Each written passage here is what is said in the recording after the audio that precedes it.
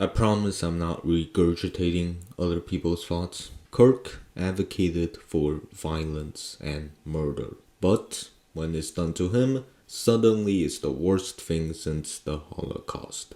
Because, as Elliot Sang pointed out, nothing matters or actually exists to right wingers. They don't see anything wrong with fascist rhetoric and with openly advocating for genocide because they're not the ones getting genocided. They're not the ones facing transphobia, racism, or even school shootings. And that's deeply nihilistic.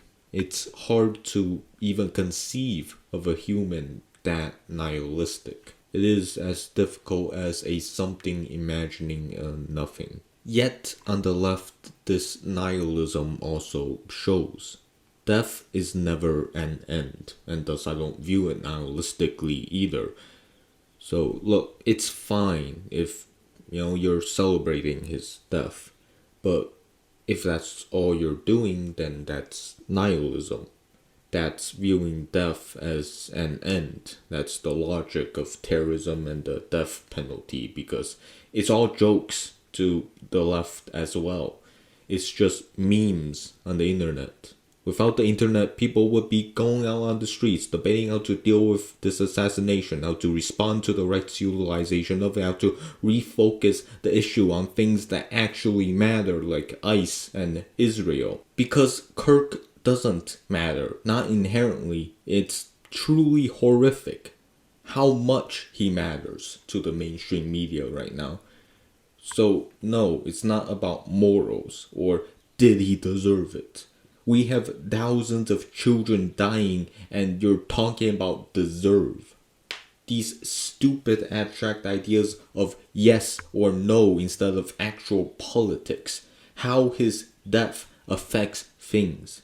Bad man gone, problem solved. Don't need to build a movement or change the system in any way. Like, Luigi was far more significant than this. We went from CEOs to TikTok propagandists. And I'm not denouncing violence, obviously. I'm just denouncing senseless violence. Violence as clearly motivated by liberal nihilism. Violence is an essential tool. And it is stigmatized precisely because the state and the right want to hold a monopoly on it. They want to convince us that we have no power.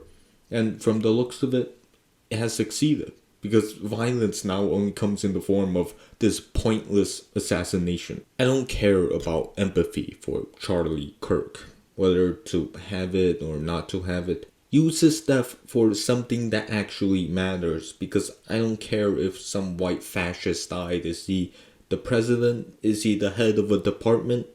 Doesn't change the fact that minorities are still oppressed and discriminated against by larger systemic forces like over-policing of blacks, the denial of healthcare, the arresting of Hispanics, and that's what matters. But it's not as exciting or as memeable as Charlie Kirk dying, right? That Israel has hypnotized the world.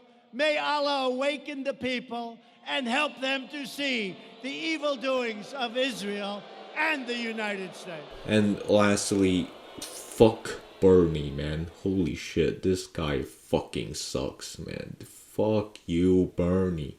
Fascists should be allowed to spread their opinions? They have a right to spread their fascism? No. They should be systematically oppressed and placed in re-education camps. Those who have openly spoken about their fantasies should be imprisoned. Have a right to their opinions, my ass. A humane political movement would say it like how it is.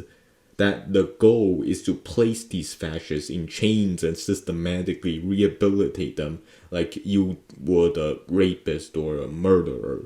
A Zionist doesn't have the right to be the local dog catcher. They are the rabid dogs themselves. And that's the society we must aim to build. Not a society of like, shoot whoever you like because you saw this funny quote-unquote leftist meme on the internet. Politics is just complete loser culture, man.